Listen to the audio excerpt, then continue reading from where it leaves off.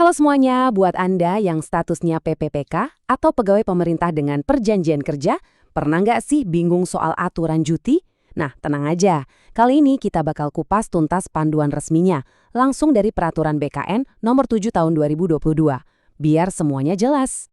Yap, kalau Anda seorang PPPK, ini penting banget buat Anda. Nggak perlu waktu lama, cukup 5 menit aja. Semua yang perlu Anda tahu tentang hak cuti bakal kita bedah bareng-bareng. Oke, langsung kita mulai aja ya. Oke, ini dia peta perjalanan kita. Kita mulai dari dasar-dasarnya dulu, terus kita lihat ada 4 jenis cuti apa aja sih yang jadi hak Anda. Habis itu, kita bakal selami lebih dalam soal cuti tahunan, cuti karena urusan kesehatan atau keluarga, sampai cuti bersama dan aturan-aturan penting lainnya. Lengkap deh pokoknya. Baik, kita masuk ke bagian pertama. Biar kita semua satu frekuensi dan gak ada salah paham, penting banget buat kita pahami dulu beberapa istilah kunci yang ada di dalam peraturan ini.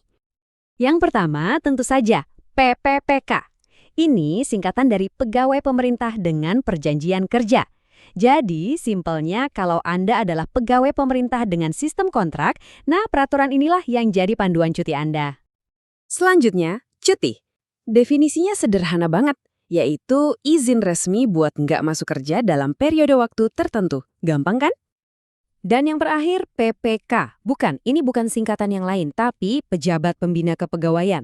Beliaulah yang punya kuasa buat menyetujui pengajuan cuti Anda. Tapi perlu diingat juga, wewenang ini bisa aja dilimpahkan ke pejabat lain yang ditunjuk di instansi Anda. Oke, sekarang kita udah paham istilah-istilah dasarnya. Yuk kita lanjut ke bagian intinya, yaitu apa aja sih jenis-jenis cuti yang menjadi hak Anda sebagai seorang PPPK. Jadi, menurut peraturan, ada 4 jenis cuti utama yang diakui. Ada cuti tahunan, cuti sakit, cuti melahirkan, dan cuti bersama. Sekarang, kita akan bedah satu persatu ya, biar lebih jelas. Kita mulai dari yang paling sering ditanyakan, yaitu cuti tahunan. Ini adalah hak Anda buat istirahat, liburan, atau sekedar recharge energi. Yuk kita lihat detailnya.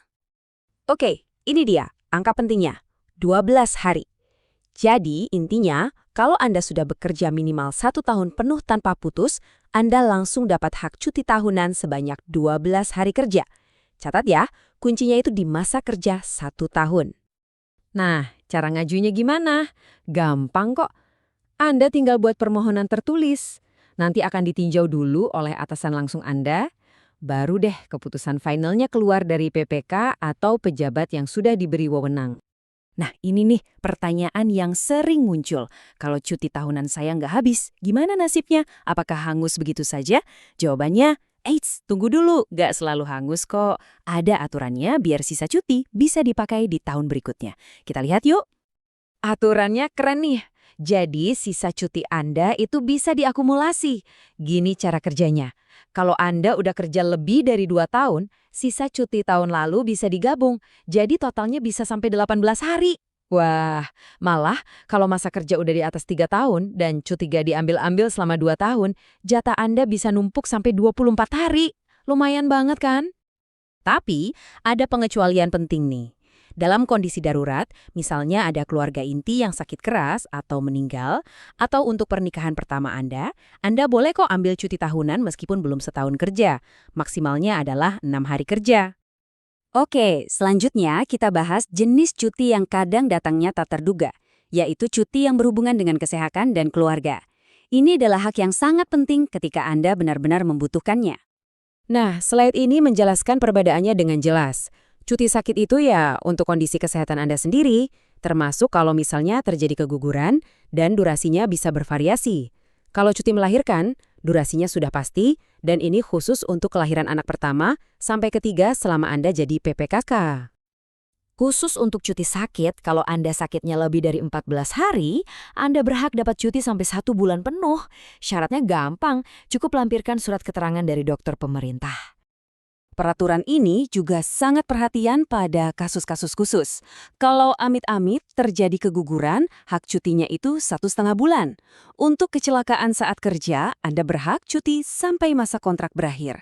Dan yang paling penting, gaji Anda tetap dibayarkan penuh selama cuti sakit. Kalau untuk cuti melahirkan, aturannya tegas dan jelas. Hak cuti yang diberikan adalah selama 3 bulan penuh. Sekali lagi perlu diingat ya, ini berlaku untuk kelahiran anak pertama, kedua, dan ketiga, selama Anda menjadi PPPK. Oke, kita sudah sampai di bagian akhir nih. Sekarang kita bahas soal cuti bersama dan beberapa aturan pelengkap lainnya yang nggak kalah penting buat Anda pahami. Nah, ini dia kabar baiknya. Cuti bersama yang sudah ditetapkan oleh pemerintah lewat Kepres itu tidak akan memotong jatah cuti tahunan Anda. Jadi, Anda bisa menikmati libur nasional dengan tenang tanpa khawatir jatah cuti pribadi berkurang. Terus, gimana kalau Anda termasuk yang harus tetap masuk kerja pas cuti bersama? Tenang, ada kompensasinya. Setiap hari Anda bekerja saat cuti bersama akan dihitung dan ditambahkan ke jatah cuti tahunan Anda di tahun itu. Adil kan? Dan ini satu aturan yang krusial banget buat diingat. Walaupun cuti itu hak, dalam situasi yang sangat mendesak dan ada kepentingan dinas, Anda bisa dipanggil kembali untuk bekerja. Tentu saja, sisa cuti yang belum Anda ambil akan tetap jadi hak Anda.